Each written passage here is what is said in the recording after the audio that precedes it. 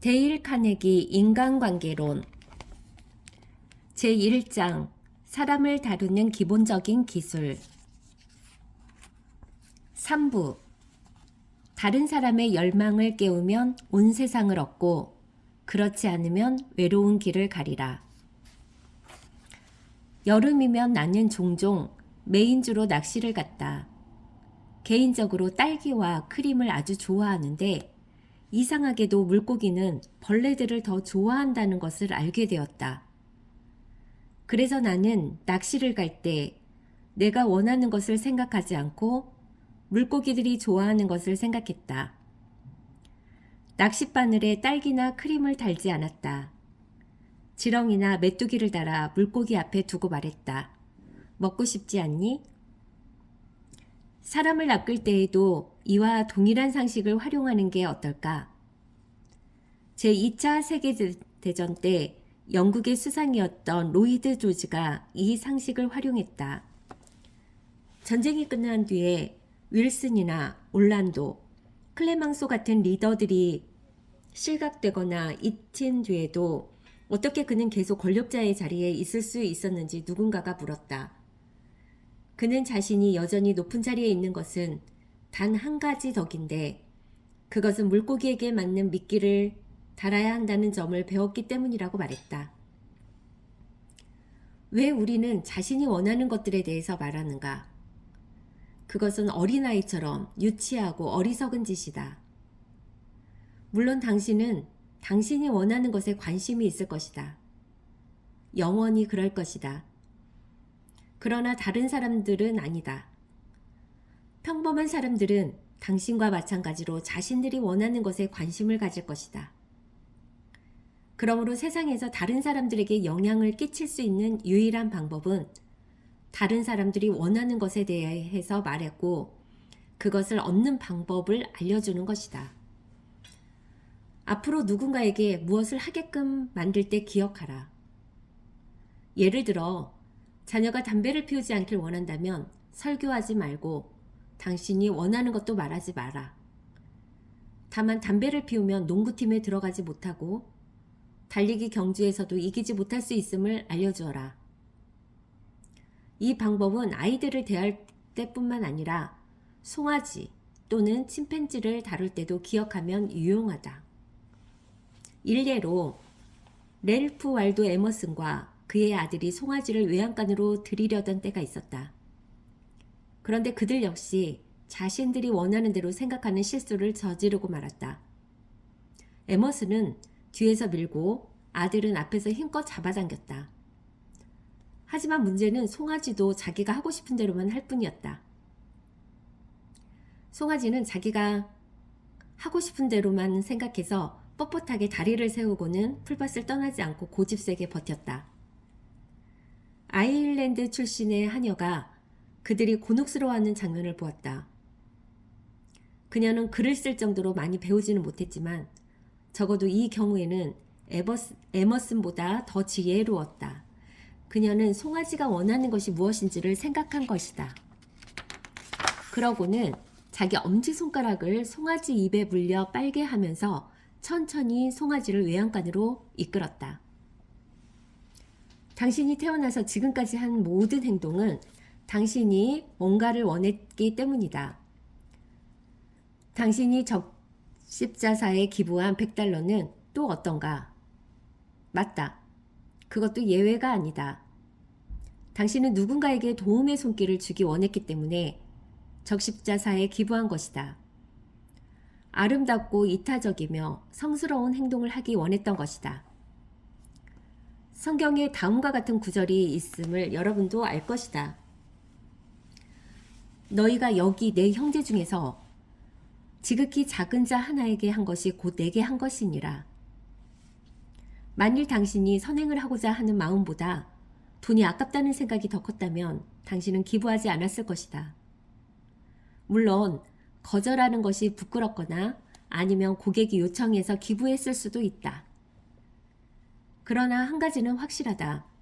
당신은 뭔가를 원했기 때문에 기부한 것이다. 해리 A. 오버스트리트 교수는 계몽적인 자신해져서 인간 행동에 영향을 미치는 법에서 다음과 같이 말했다. 행동은 우리가 근본적으로 반하는 것에서 나온다. 그러므로 회사나 가정, 학교, 정치계에서 설득하고자 하는 사람에게 줄 수 있는 최고의 조언은 먼저 다른 사람의 간절한 열망을 깨우라는 것이다. 그러면 온 세상을 얻고 그렇지 못하면 외로운 길을 갈 수밖에 없다.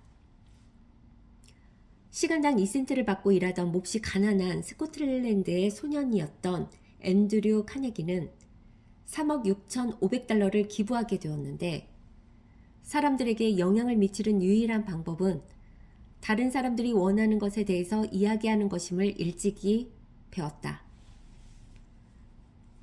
그가 학교는 4년밖에 안 다녔지만 사람들을 다루는 방법을 배웠던 것이다. 예를 들면 그의 형수는 두 아들에 대해 늘 걱정했다. 두 아들은 예일 대학을 다니고 있었는데 자신들 일에만 바빠서 집에 편지를 잘 쓰지 않았고 어머니의 걱정스러운 편지에도 신경을 쓰지 않았다. 카네기는 조카들에게서 답장을 얻어내는데 100달러를 걸었다. 그것도 답장을 부탁하는 말을 하지 않고서 말이다. 누군가가 그 내기에 응했고 그는 조카들에게 주저없이 편지를 썼다. 그러면서 추실에 5달러 지폐 2장을 동봉하니 둘이 나눠서 쓰라는 말도 언급했다. 그러고는 실제로 돈을 넣지 않았다. 감사하다는 내용의 답장이 왔다. 사랑하는 앤드류 삼촌에게 라는 상냥한 말로 시작하는 편지였는데 이어지는 내용은 당신도 짐작할 것이다.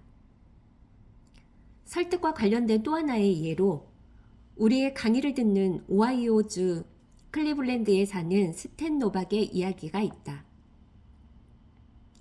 그는 어느 날 퇴근해서 집에 들어왔는데 막내 아들 팀이 거실 바닥에서 발을 구르며 소리를 지르고 있었다. 팀은 다음 주부터 유치원에 가게 되어 있는데 가지 않겠다며 떼를 쓰고 있는 것이었다. 평상시 같았으면 스탠은 아들에게 유치원에 가는 것으로 마음을 고쳐먹은 게 좋을 것이라고 타이르며 방으로 보냈을 것이다. 다른 방법이 없었다. 그러나 그날 밤 스탠은 그렇게 하면 팀이 유치원에 대해 호감을 갖게 하는데 실제적인 도움을 주지 못하는 것을 깨닫고 가만히 앉아 생각했다. 내가 팀이라면 유치원에 가면 좋은 점이 무엇일까? 그와 그의 아내는 손가락으로 그림 그리기, 노래 부르기, 새로운 친구들 사귀기 등등 팀이 하게 될 신나는 일들을 쭉 적어봤다. 그런 다음에 그것들을 실제로 해보였다. 우리는 모두 주방 식탁 위에서 핑거 페인팅을 했지요. 아내 릴과 큰아들 밥과 저는 아주 재밌었어요. 곧 팀은 구석에서 엿보기 시작했지요. 그러더니 자기도 끼어달라고 하더군요. 안 돼. 핑거 페인팅을 하려면 먼저 유치원에 가야 해. 저는 팀이 이해할 수 있는 말로 유치원에 가서 재밌게 할 수 있는 모든 일들을 설명했어요. 다음날 아침에 저는 제가 제일 먼저 일어났을 거라 생각하고 아래층으로 내려갔는데 팀이 거실 의자에 앉아 잠들어 있었어요. 왜 여기에 있니? 제가 물었어요. 유치원에 가려고 기다리고 있었어요. 늦지 않으려고요. 가족들의 열의가 그 어떤 설득이나 협박도 이뤄내지 못한 간절한 욕구를 일깨웠던 것이지요. 지금이라도 당신은 누군가에게 무엇을 하도록 설득해야만 하는 입장에 놓일 수 있다. 그러면 말하기 전에 잠시 시간을 갖고 당신 자신에게 물어라. 어떻게 하면 그 사람이 그 일을 원하도록 만들 수 있을까? 이렇게 질문해 본다면 당신이 상대방을 만나 자신의 욕망에 대해서만 열심히 떠들어대며 경솔하게 덤비다가 아무런 소득도 없이 이를 그르치는 상황을 만들지 않을 것이다. 나는 매 시즌 강의를 위해서 뉴욕에 있는 한 호텔에 그랜드 볼륨을 저녁 시간만 20일씩 빌리곤 했다. 그런데 한 강의 시즌이 시작될 무렵 임대료를 평소보다 거의 3배나 더 내라는 갑작스러운 통보를 받았다. 그때는 이미 강의 입장권을 다 찍어 배부하고 모든 광고를 내보낸 뒤였다. 당연히 나는 인상된 임대료를 내고 싶지 않았다. 하지만 호텔 측에 나의 바람을 이야기하는 것이 무슨 소용이 있겠는가. 그들은 자신들이 원하는 것에만 관심이 있었다. 나는 이틀 뒤에 호텔 매니저를 찾아가 이렇게 말했다.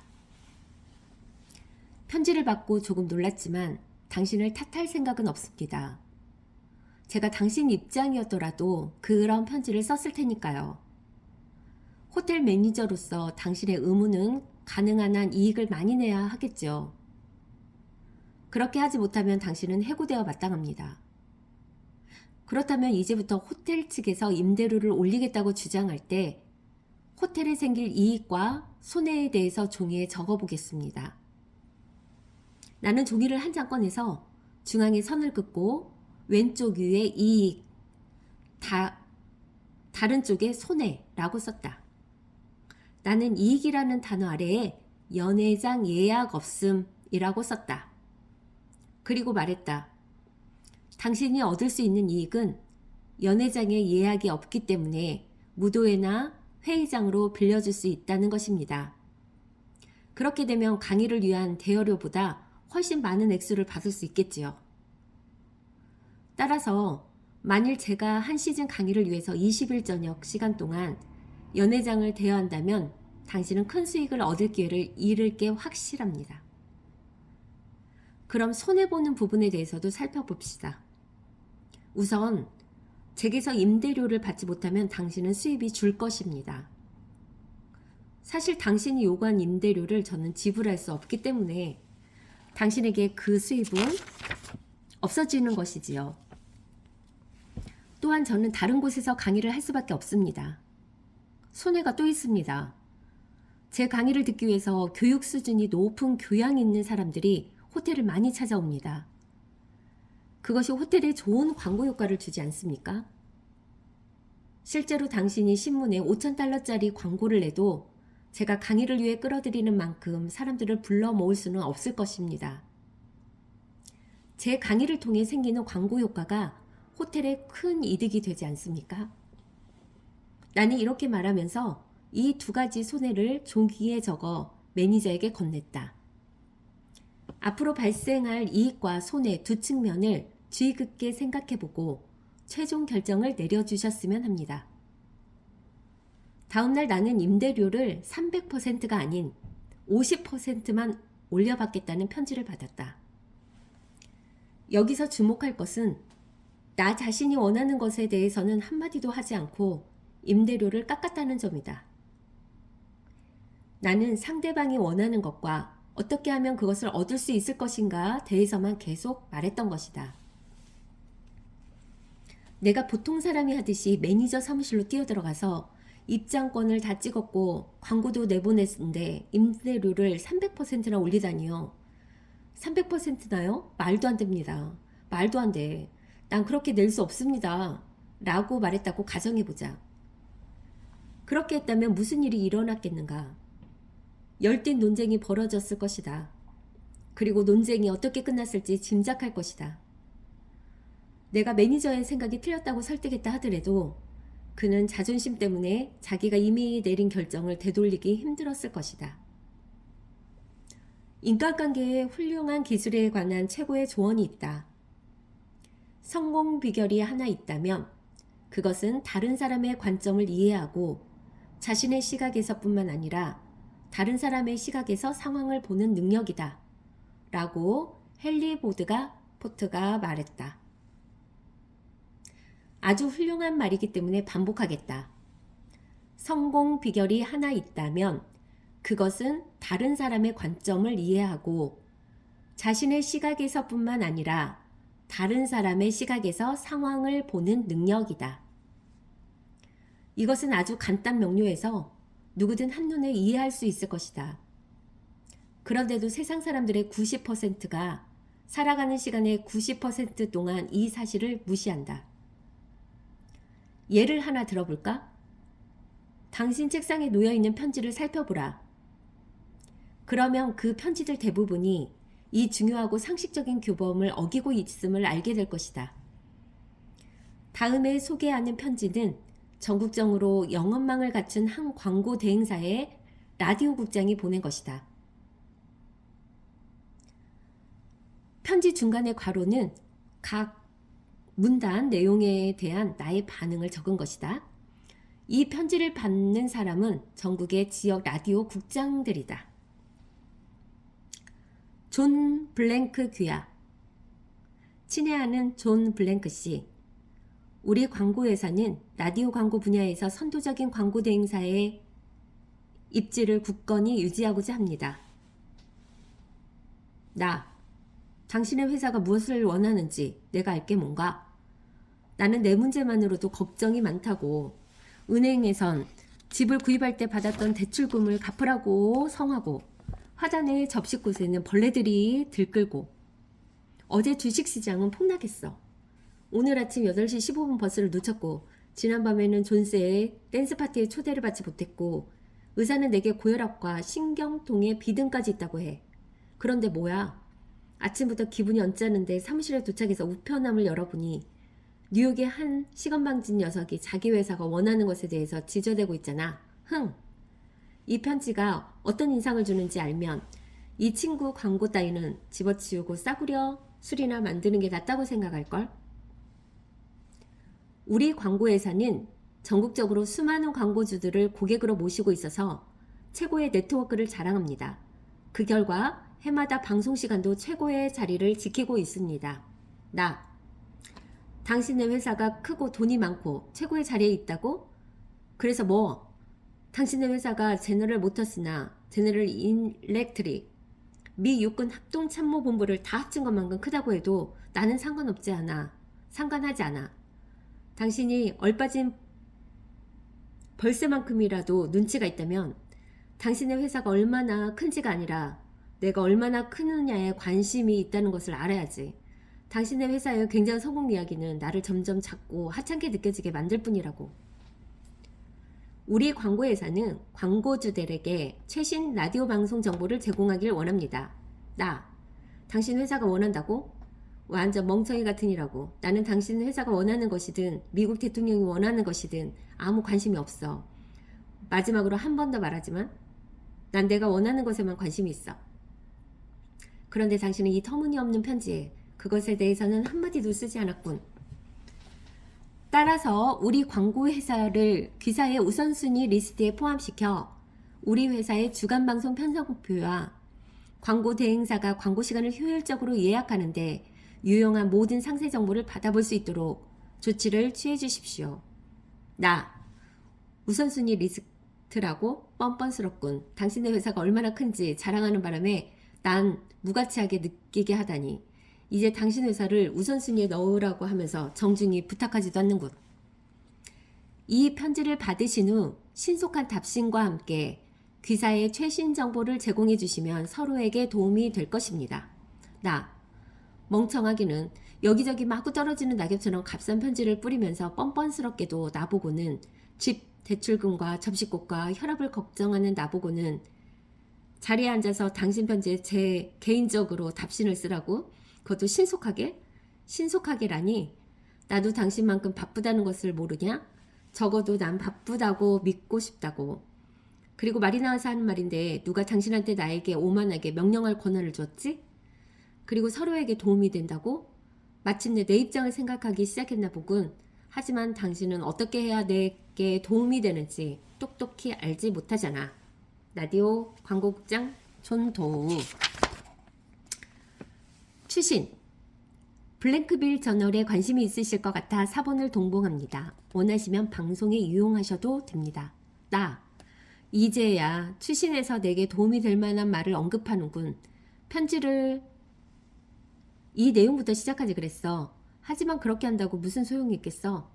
당신처럼 내게 편지를 보내서 헛소리를 늘어놓는 광고장애들은 숨골에 뭔가 문제가 있어.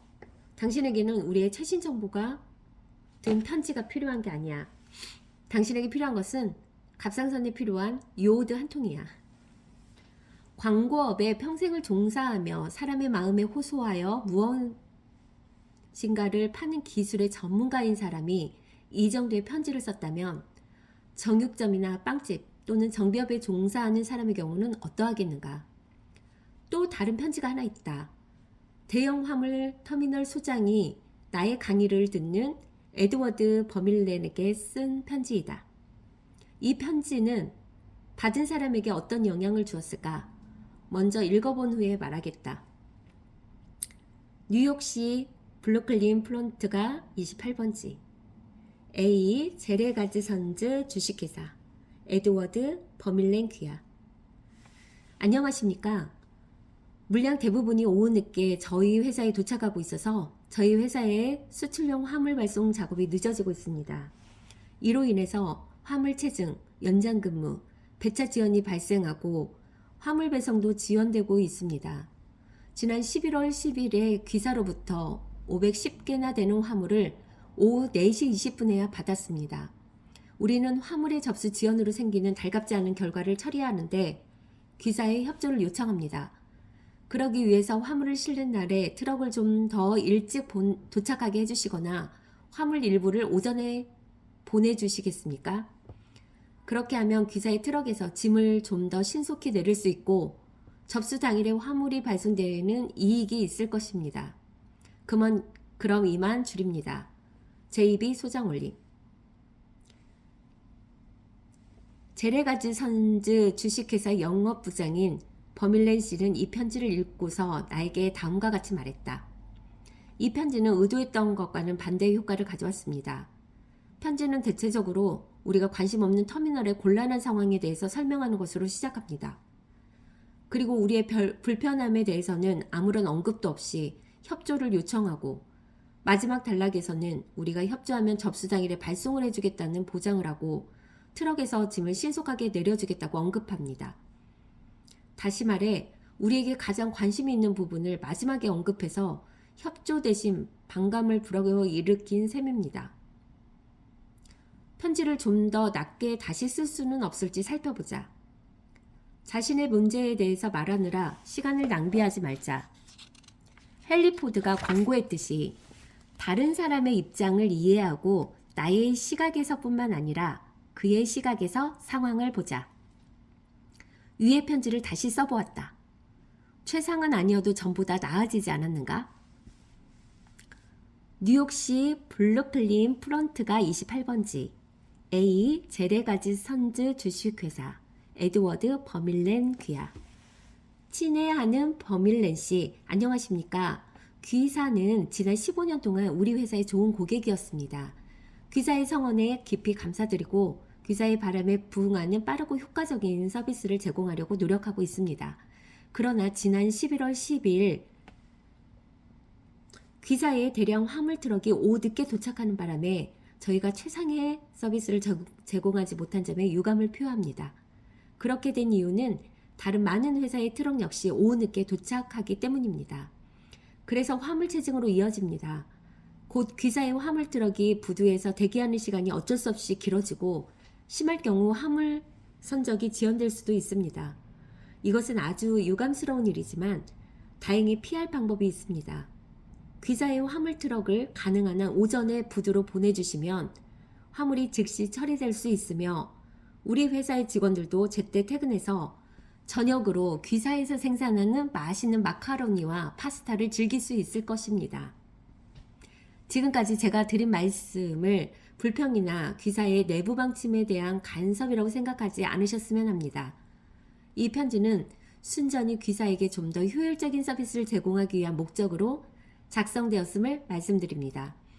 귀사의 화물 도착 시간과 관계없이 우리는 항상 최선을 다해 신속히 귀사의 화물을 처리해 드리겠습니다. 바쁘실 텐데 일부러 답장을 주지 않으셔도 됩니다. 그럼 이만 줄입니다. JB 소장 올림. 뉴욕의 한 은행에서 일하는 바바라 앤더슨이 아들의 건강 때문에 애리조나주 퍼닉스로 이사하기를 원했다. 그녀는 내 강의에서 배운 원칙들을 활용해서 피닉스에 있는 은행 12곳에 다음과 같은 편지를 보냈다. 존경하는 은행장님께 저의 10년 동안의 은행 근무 경력이 귀사처럼 빠르게 성장하는 은행에 도움이 될 것입니다. 저는 뉴욕의 베커스 트러스트 컴퍼니에서 예금 고객관리, 신용계, 대부계, 그리고 관리 업무를 포함하여 모든 은행 실무를 익혔고 현재는 지점장을 맡고 있습니다. 저는 5월에 피닉스로 이사할 것이며 제가 귀사의 성장과 이익에 기여할 것을 확신합니다. 4월 셋째 주에 피닉스에 들를 것인데 제가 귀사의 목적에 어떻게 도움을 줄 수 있는지 말씀드릴 수 있는 기회를 주시면 감사하겠습니다. 그럼 이만 줄입니다. 안녕히 계십시오. 바바라 엘 앤더슨 올림. 앤더슨 부인이 과연 이 편지에 대한 답장을 몇 통이나 받았으리라고 생각하는가? 편지를 보낸 은행 12곳 중에 11곳에서 그녀에게 인터뷰를 제안했고 그녀는 그 중에서 어디로 갈지를 선택했다. 왜 그랬을까? 앤더슨 부인은 편지에 자신이 원하는 것이 아니라 은행에 그녀가 어떻게 도움을 줄 수 있을지를 썼다. 곧 자신이 원하는 것이 아니라 그들이 원하는 것에 초점을 맞췄기 때문이다. 오늘날 수많은 영업사원들이 지치고 낙심하여 거리를 헤매면서 저임금에 신음하고 있다. 왜 그런가? 그들은 항상 그들이 원하는 것만 생각하기 때문이다. 그들은 당신이나 내가 아무것도 사고 싶지 않다는 것을 모른다. 무엇을 사고자 한다면 우리는 직접 나가 살 것이다. 우리는 언제나 자신의 문제를 해결하는 데만 관심을 갖는다. 영업사원들이 그들의 서비스나 상품이 우리의 문제를 해결하는 데 도움이 된다는 것을 증명하기만 하면 그들은 그것을 팔 필요가 없을 것이다. 우리가 그것을 살 것이다. 고객은 자신이 판매의 대상이 아니라 무언가 구입할 때의 느낌을 좋아한다. 그런데도 많은 영업사원들이 고객의 시각에서 상황을 보지 않고 파는 데에 시간을 보낸다. 예를 들어 보겠다. 나는 수년 동안 뉴욕 중심에 위치한 작은 단독주택 단지인 포리스트 힐즈에서 살았다. 어느 날 급하게 역에 가는 길에 수년 동안 그 지역에서 활동하는 부동산 중개업자를 만났다. 나는 그가 포리스트 힐즈 지역을 잘 알 것이므로 급한 마음에 우리 집의 벽 재료가 무엇인지를 물어보았다. 그는 모른다고 하면서 내가 이미 알고 있는 사실, 곧 포리스트 힐즈 주택협회에 물어보면 알 수 있다고 대답했다.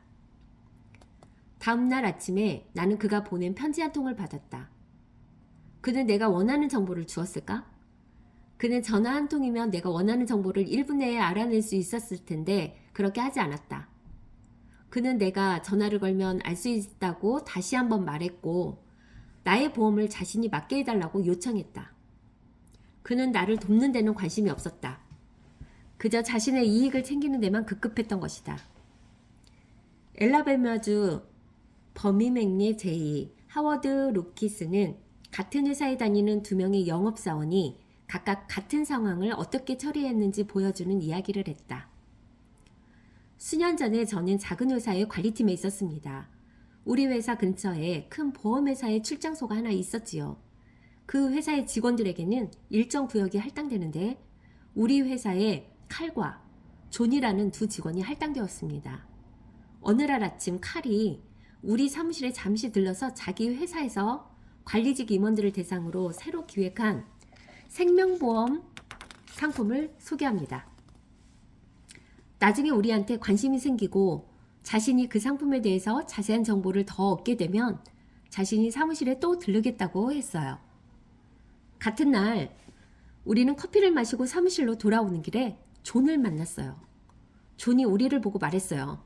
루크, 잠깐만요. 당신들에게 아주 좋은 소식이 있어요. 그는 우리에게 급히 다가오더니 그날 자기네 회사에서 새로 기획한 임원들을 위한 생명보험 상품에 대해서 흥분하며 말했어요. 아까 칼이 무덤덤하게 언급했던 그 상품이었어요. 그는 우리가 첫 가입자가 되기를 원한다고 말했어요. 그리고 보험 계약 범위에 대해서 몇 가지 중요한 사항들을 알려주고 다음과 같이 말을 맺었지요. 이 상품은 신상품이어서 내일 본사에서 사람이 나와서 자세히 설명해 줄 것입니다. 그 전에 여러분이 계약서에 사인을 해주시면 제가 내일 와서 더 많은 정보를 알려드릴 것입니다. 그가 하도 열정적으로 설명하는 바람에 우리는 자세한 사항을 알지도 못하는 보험 상품에 가입하고 싶은 강한 욕구가 생겼습니다. 나중에 보험의 상세 내용을 듣고는 존이 처음 설명한 내용이 맞다는 것을 확인할 수 있었어요. 존은 우리에게 그 보험 상품을 팔았고 나중에 배상 범위를 2배로 늘려주었어요. 칼이 그 상품을 우리에게 팔았을 수도 있었지만 그는 우리에게 욕구를 불러일으키려는 노력을 하지 않았어요. 세상은 꼭 움켜쥐고 자기 이익만 쫓는 사람들로 가득하다. 그래서 이타적으로 다른 사람을 도우려고 하는 얼마 안 되는 사람들은 엄청난 장점을 갖게 된다. 그들에게는 경쟁자가 거의 없다. 저명한 법률가이자 미국의 훌륭한 비즈니스 리더 중에 한 명인 오웬 기영은 이렇게 말했다. 다른 사람들의 입장이 되어 그들의 마음으로 상황을 이해할 줄 아는 사람은 미래에 대해서 결코 걱정할 필요가 없다. 당신이 이 책을 읽고 나서 단 한 가지를 얻는다면 곧 언젠가 다른 사람의 입장에서 생각하고 다른 사람의 시각에서 상황을 보는 습관을 갖는다면 당신은 경력이라는 건물의 주춧돌을 쉽게 쌓을 수 있을 것이다. 다른 사람들의 입장에서 상황을 보고 그들 안에 강한 열망을 불러일으킨다는 것은 그들을 조종해서 그들에게 손해가 되고 오직 당신에게만 이익이 되는 어떤 일을 하게 만드는 것이 아니다. 양측이 다 협상을 통해서 얻는 것이다. 버밀렌 씨에게 보내는 편지에서 제한된 것을 이행하면 발신인과 수신인 모두 이득을 얻는다. 은행 측과 앤더슨 부인의 경우를 보면 은행 측은 유능한 직원을, 앤더슨 부인은 적당한 일자리를 얻는다. 그리고 존은 루카스 씨에게 보험 상품을 팔아서 둘 다 이익을 얻었다.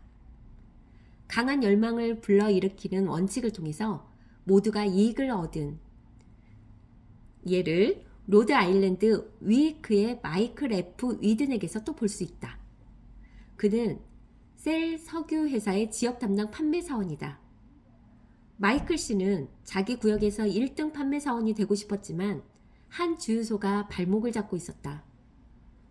그곳은 주유소를 깨끗하게 하는 데는 전혀 관심이 없는 한 노인이 운영하고 있었는데 판매 실적이 크게 떨어졌다. 노인은 주유소 상태를 개선시키라는 마이클의 어떤 간청도 듣지 않았다.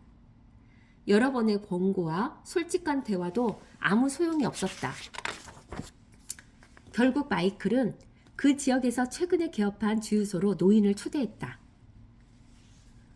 노인은 새 주유소 시설에 크게 감동을 받았다. 마이클 씨가 다음번에 노인의 주유소를 방문했을 때 주유소는 깨끗이 청소되어 있었고 판매 실적도 늘었다. 마침내 마이클 씨는 해당 구역에서 첫째 가는 판매원이 될 수 있었다. 마이클 씨는 설득이나 권고로 아무 효과를 보지 못했지만 노인에게 최신 주유소를 보여줌으로써 열망을 불러일으켜 목적을 달성했다. 결국 노인과 마이클 씨 모두 이익을 얻을 수 있었다. 사람들 대부분은 대학에 가서 버즐의 작품을 읽고 어려운 미적분을 풀지만 자신들의 마음이 어떻게 움직이는지는 알지 못한다. 예를 들어보겠다. 나는 에어컨 제조회사인 캐리어사에 입사한 젊은 대학 졸업생들에게 효과적인 대화법에 대해 강의를 했었다. 수강생 중 한 명이 다른 사람들에게 여가 시간에 농구를 하자고 설득하려고 다음과 같이 말했다. 우리 농구하자. 나는 농구를 아주 좋아하는데 요즘에는 체육관에 가도 사람들이 많지 않아서 농구를 하지 못했어. 지난밤에는 친구들 2-3명과 그저 공을 갖고 몇 번 던지고 놀았는데 그만 눈에 맞아서 눈에 멍들었지 뭐야. 우리 내일 밤에는 모두 나와 함께 농구를 하면 좋겠다. 이 학생이 상대방이 원하는 것을 하나라도 말했는가? 사람이 별로 가지 않는 체육관에는 당신도 가고 싶지 않을 것이다. 그리고 그가 원하는 것에 당신은 신경 쓰지 않을 것이다. 눈에 멍이 드는 것도 원치 않을 것이다. 이 학생이 상대방에게 체육관에 가서 원하는 것을 어떻게 얻을 수 있을지 말해줄 수 있었을까? 물론이다. 활력이 넘칠수록 식욕도 왕성해질 것이다. 머리가 더 맑아지고 농구도 재미있을 것이다. 오버스트리트 교수의 충고를 반복하겠다. 먼저 다른 사람에게 강한 열망을 불러일으켜라. 열망을 불러일으키는 사람은 온 세상을 얻고 그렇지 못한 사람은 외로운 길을 갈 것이다. 작가 훈련 과정을 듣는 수강생 중 한 명이 어린 아들에 대해서 걱정했다. 그의 아들은 저체중에 편식도 심했다. 아이의 부모는 일반적인 방법을 적용했다. 아이를 꾸짖고 잔소리를 해댔다. 엄마는 내가 이것저것 가리지 않고 먹으면 좋겠다. 아빠는 내가 튼튼하게 자랐으면 해. 아이가 이러한 호소들의 귀를 기울였을까? 모래사장에 모래알 하나를 보듯 아이는 들은 채도 하지 않았다. 상식적인 사람이라면 아무도 3살짜리 아이가 30살 아빠의 관점에서 반응할 것이라고는 기대하지 않을 것이다. 그런데 아빠는 그것을 기대했다. 이것은 말이 안 되는 이야기였다. 마침내 아빠도 그것을 깨달았다. 아이가 원하는 것은 무엇일까? 어떻게 하면 내가 원하는 것을 아이가 원하는 것과 맞출 수 있을까? 이렇게 생각하자. 그다지 어려운 문제가 아니었다. 아이는 블루클린의 집 앞 보도에서 세발 자전거를 타고 오르락내리락 하는 것을 아주 좋아했다.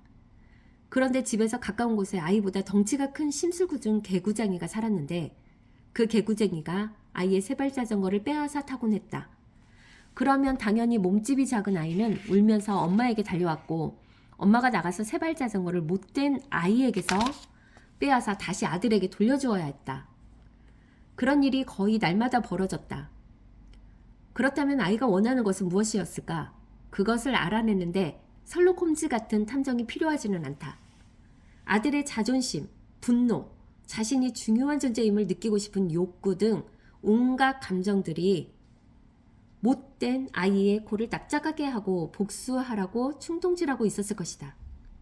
그래서 아이에게 엄마가 먹으라고 하는 것들을 잘 먹기만 하면 언젠가는 그 큰 아이를 때려줄 수 있을 것이라고 아빠가 설명하도록 장담하자. 더 이상 먹는 것과 관련해서 문제를 일으키지 않았다. 아이는 시금치, 사워크라이프트, 독일식 김치래요. 고등어 등 무엇이든 가리지 않고 자신을 괴롭히는 못된 아이를 때려줄 수 있을 만큼 충분히 크기 위해서 먹을 것이다. 이 문제를 해결한 뒤에 아이의 부모에게 또 다른 문제가 생겼다.